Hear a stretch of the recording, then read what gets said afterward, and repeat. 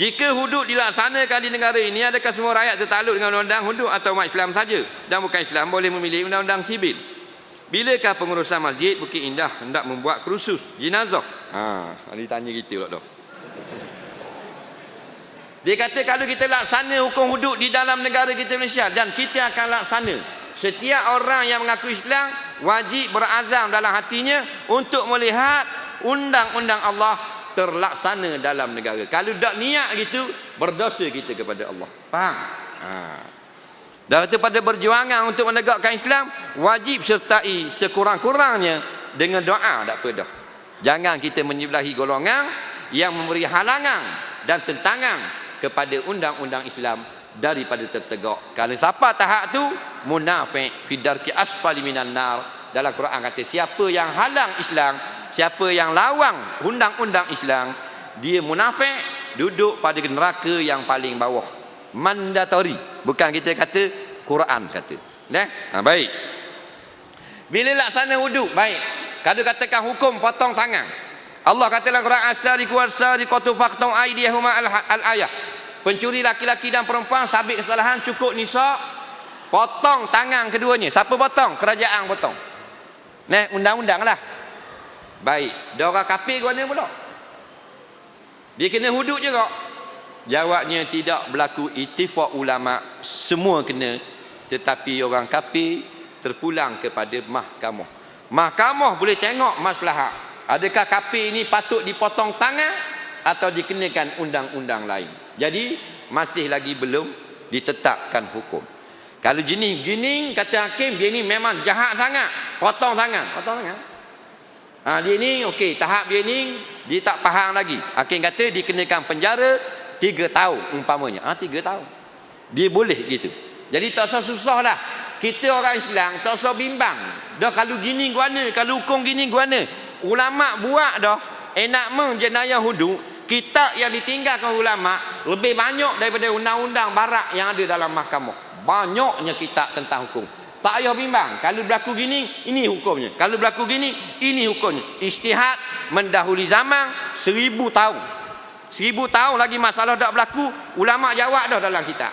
Macam dulu dalam kitab lama, tahun tu kitab tulis abad ke-4 Hijrah. Dia kata siapa yang ada 2 kepala, hak mana nak ambil wudu. Padahal mana ada orang 2 kepala.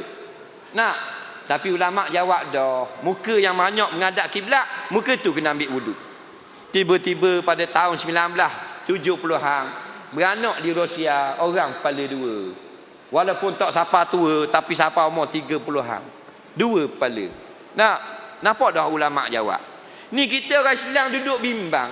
Dah kalau jadi gini nak buat guna. Dah kalau dah mu hakim yang mu susah kan.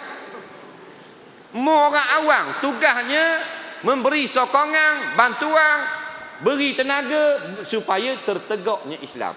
Batu nak kenal orang munafik dengan orang Islam 2. Sama ada dia tok guru, sama ada dia ulama, sama ada dia orang awam. Orang Islam dia akan bersungguh-sungguh nak berusaha supaya Islam itu tertegak. Cakap dia, cerita dia, pekerjaan dia, sindiran dia, semua nak ke Islam. Orang munafik mana? Dia akan bersungguh-sungguh supaya Islam orang tak buat. Faham lagi? Kalau dia ulama, dia akan keluar dalil-dalil supaya hudud tidak dilaksanakan. Itu ulama munafik yang duduk di dalam api neraka Allah. Jadi kita pastikan golongan mana kita.